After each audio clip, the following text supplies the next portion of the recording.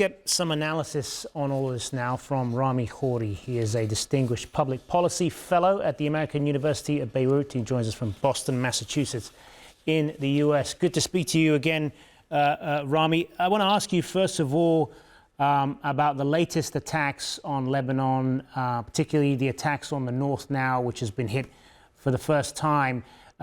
Israel had said from the beginning that this was going to be a very targeted, localized campaign, but it certainly doesn't look that way at the moment, particularly from the perspective of people inside Lebanon.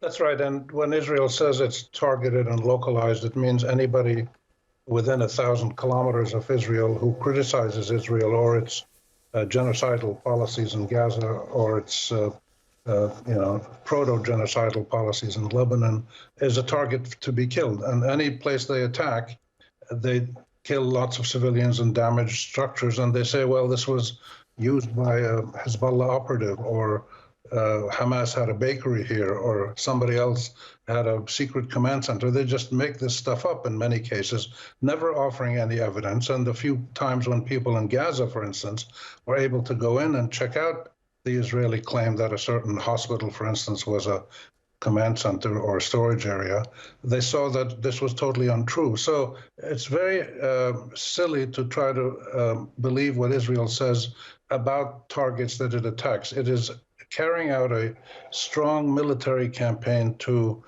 destroy, damage, frighten, terrorize, and traumatize several million people in Lebanon and Palestine, and to drive them either out of Palestine, if they're Palestinians in Gaza or the West Bank, or if they're Lebanon, to drive them away from the border, thinking that that's going to make Israel safer. But it doesn't work. This policy has been tried over 30, 40 years, first with the PLO and then with Hezbollah. It doesn't work.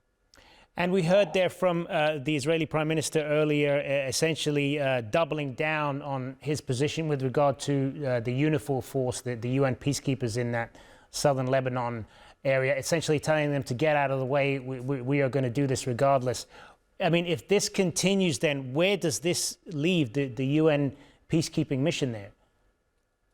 It's much more than the UNIFIL situation. There is a concerted campaign by Israel, supported by quite a few American senators and congressmen who have really no idea of what they're talking about, a campaign to defy and degrade the structures of international law and legitimacy and human rights protections that were created after World War II, ironically, to stop events like the genocide against the Jews that the Nazis carried out. The whole system of laws and rights and constraints was developed. Israel has been saying for some years that these international safeguards mean nothing to us as Israelis.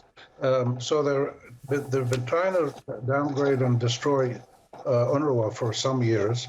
They've now forbidden the Secretary General of the UN to visit Israel. They've attacked UN positions in Lebanon before. They've attacked UN schools and hospitals and clinics, ambulances, and all kinds of facilities in Gaza for many years, and the West Bank. They just don't, and they completely ignore the International Criminal Court and the International Court of Justice. So this is a part of a concerted campaign, and it's going to go on for years until somebody, probably a group of international parties, together stop it.